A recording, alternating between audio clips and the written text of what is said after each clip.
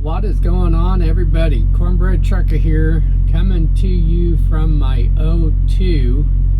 I'm just sitting here waiting for them to come and let me know what door to back into. But I thought I'd take a few minutes, kind of talk about cameras and really just technology, AI. So if you watched the driver's meeting Friday, the big topic, cameras, inward facing cameras. And I waited a little bit because I wanted to think about what was said, maybe get a little bit of feedback from other people, just kind of hear what people's thoughts were.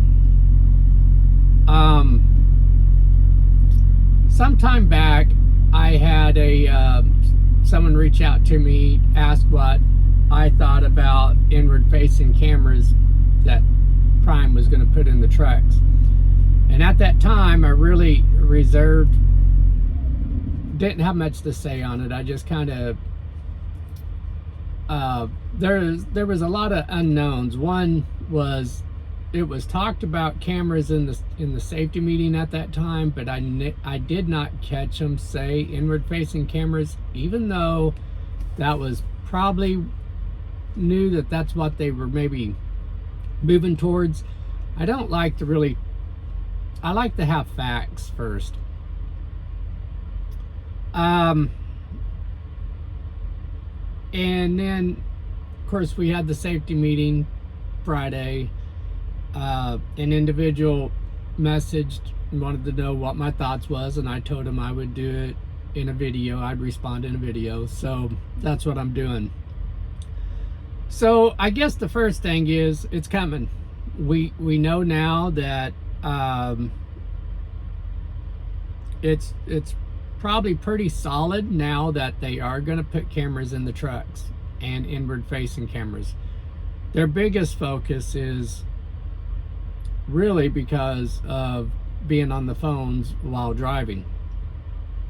And I'm going to be very honest with you. There's a lot of drivers out here on the phones while they're driving. And I'm not just saying Prime drivers. I'm talking about people in four-wheelers, other trucking companies. I've seen them driving down the road, you know, phone in hand. And it is dangerous. Everybody knows it's dangerous. People accept certain risk, but sometimes you may accept certain risk for yourself, but the person that you killed didn't accept those risks, that, you know, because you were on your phone. So I get it, and there's really not much we can do about it. So the thing that comes about, I think, is privacy, really. Nobody wants that camera on 24/7, which is not going to happen. And honestly, you know, how much are they observing us while we're driving? And to be honest, I don't think it's going to be that much. My opinion on it is that there'll be a third-party company, probably the company that we get the equipment from, that's going to have some type of monitoring service. And I don't think that it's going to be the entire time. I think it's going to be things that's going to trigger an activation. First, you got to be in drive, right? Because when you're stopped, that's your personal time. So first you got to be in drive. Now, if they monitored, let's say, you know, Prime's got 8,000 trucks. So if they monitor 8,000 trucks the entire time that the truck's in drive, that's a lot of monitoring. So generally there's going to be something probably that's going to trigger a camera to come on. It's not going to be, I don't think it's going to be running the entire time you're driving. There's going to be something that's going to trigger it. Now, what could that be? Lane departure. If you trigger the lane departure, it may trigger the camera. A hard brake, of course, an accident. Those would be common, probably, place that's going to trigger the camera, and then the camera would only run for so long and then shut back down. And that would give them an opportunity to monitor what you was doing at the time that this event happened. Now, there could be other things. Now, we have to wait and see to what level Prime is wanting to monitor us. I would hate to see that any movement, such as I stretch my arm out a minute, triggers the camera, because that's an awful lot of triggering every time you reach over here because you got your snack, which again, a snack is a distraction too, but I don't think that that's really what they're after. I think it's really, you know, are you using your phone at the time of a possible, is your phone what is causing a certain issue, like you're hitting the line and your lane departure is going off or something. I honestly think that that's what they're looking for. So unless they put an app on your phone, if movement isn't going to trigger the camera, and you have, say you have your phone here and you go and touch your screen, if movement's not going to trigger the camera, how would they know that you actually touch your phone? Maybe if there was an app on your phone, maybe the Prime app, maybe they integrate something in there with the Prime app, and just by the fact that you touch your phone, could it trigger the camera? Maybe. I don't know. We'll have to wait and find out what they do, but honestly, we all know that driving and being on the phone is dangerous. Now, I don't like I've got my headset. They're not fussing about you using your headset. Is it still a distraction? Yes, but that's not what they're really fussing about. I don't believe. We know we're allowed to do that. We're obviously allowed to have our phones, you know, in our windshield or in a cup holder or something, you know. So the only thing I dislike about this is, you know, after wearing it for a little while, my ear gets sore, and I can turn it around and put it on the other ear, but after a while that gets sore. So I'll generally take it off and I'll hang it right there. And driving down the road, somebody calls, you know, I got to pick it up. So is movement going to trigger that? Is my phone ringing going to trigger that? Are they listening to my phone conversation? All good questions. We'll have to find out what those parameters are, but I guarantee you there'll be some parameters. Are there going to be drivers that's going to leave over this? Yes, I'm sure there will be. But I think the majority, first off, I would say wait till you know what the parameters are before you make that decision. And then, you know, if you're still not happy, by all means, go somewhere else. They're going to hire another driver. But until they get somebody hired to replace you, hey, maybe that's more freight for me to run. I don't know. I'm just saying. But technology's coming. There's nothing we can do about it. I just wouldn't get, right now, I wouldn't get too upset over it till we know what those parameters are going to be. There'll be some stipulations, but I don't think that camera is going to be running the entire time you're driving. It's definitely not going to be running 24/7. So, and they really have no business listening to my phone conversation, which I really doubt they're going to do. I don't think they want to know what your conversation is. They just want to know what you're doing. My belief is they just want to know what you're doing on a certain events, like if your lane departure is triggered or you hard brake. If you have an accident, if you hit something, that will trigger that camera. And if your phone's in your hand, I mean, that stuff's going to trigger fast, right? If you got your phone in your hand,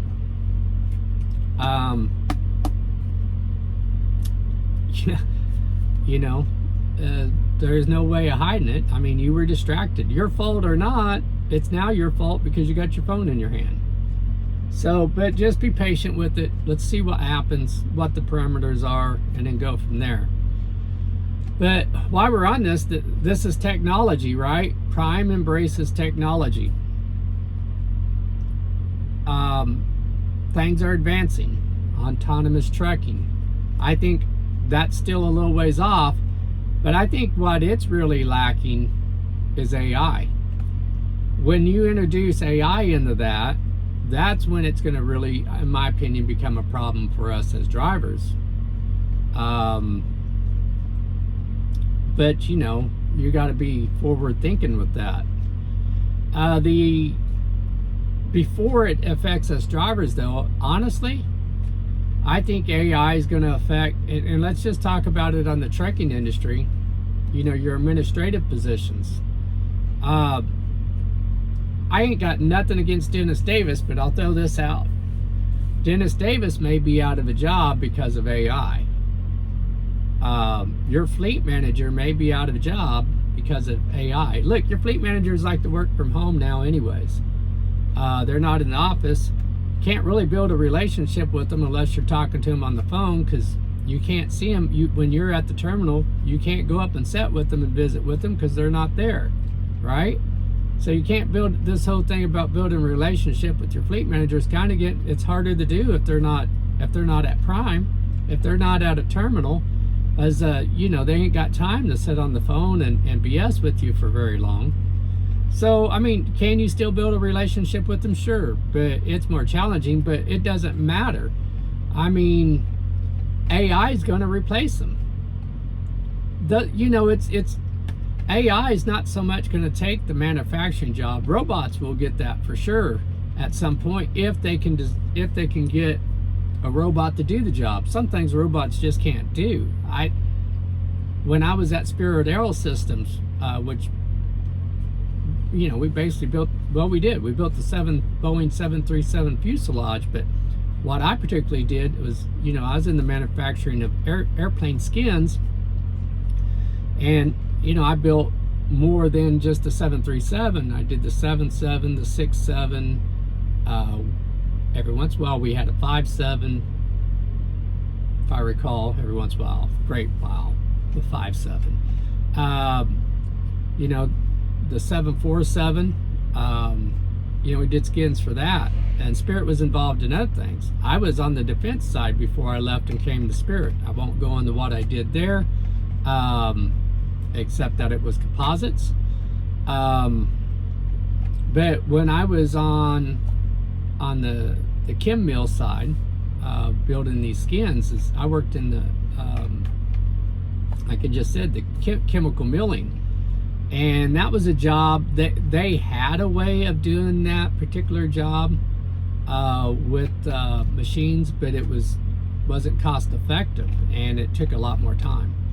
So there wasn't a way to really replace manpower in that shop. So it was, unlike a lot of departments and a lot of shops, our shops was manned heavily. Took a lot of manpower. It's not so much AI is going to take those jobs. Robots, if they can do the job, they will. AI is going to take a lot of administrative jobs. I would say, for instance, if you do medical billing, your job would be gone. Safety, your job very well be gone. Dispatching, planning, your job can be gone. I don't think sales will. Man, I'll tell you what, if you've got a closer, that's so extremely valuable. It's one thing to sell So, you got car salesmen out there that sells cars, but they're not car salesmen. They may get by, but they're not car salesmen. And then you got that person that's a closer. Like, they have the art of closing a deal. Matter of fact, some dealerships will even have that's a specific job. That person that's just got the art of closing a deal, like, they don't do all that work of going and showing a car or whatever. They just come in whenever you're trying to close a deal and you're struggling, and they bring this person in to close the deal. That's probably the very same thing with sales in this industry too. When you need to get that extra 25 cents a mile, or however they negotiate those rates, when you need that little extra and then you need to close it, when you got a closer, I don't see AI doing that. I mean, there's just a personal thing. When you're getting into somebody's pocket, when you're getting into their pocket and you're opening up their wallet, that's a personal thing, and you want a closer for that. So I don't see AI taking that, but driver lineup, they're gonna be gone. Logs they're gonna be gone. There's just so many administrative type positions. Human resources, not gonna be like, AI is just gonna take it, and they'll probably be out of a job before we as drivers do, because there's more safety issues involved in that. The AI technology can take over the administrative jobs a lot faster and easier than it could be probably integrated in the trucking. However, on the autonomous vehicles, however, that's gonna move fast. I don't know how long we got, but it's going to happen. I think that AI is what makes the difference with the autonomous vehicles. Once you can put AI in that, that just changes the ballgame. So, really, the changes are coming. It's human nature not to resist change, not to like change, but it's coming, and it's something that you need to embrace. You need to accept it. You need to embrace it, and honestly, you need to own it. So, I guess that's really about all I've got to say on that. Just be patient. Let's see what these parameters are.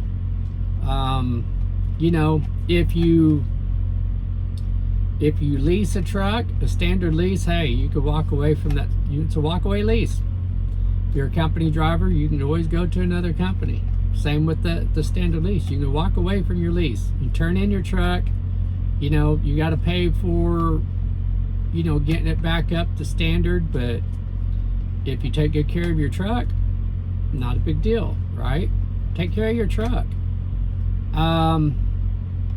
If you're in the middle of a lease purchase, like I am, I mean, you can walk away, but you're losing money. So, my attitude towards it is, hey, it probably will make things safer, or at least, well, if you care about your job, it'll make things safer, because I mean, if you want to mess with your phone and then there's a problem, well, then that's on you.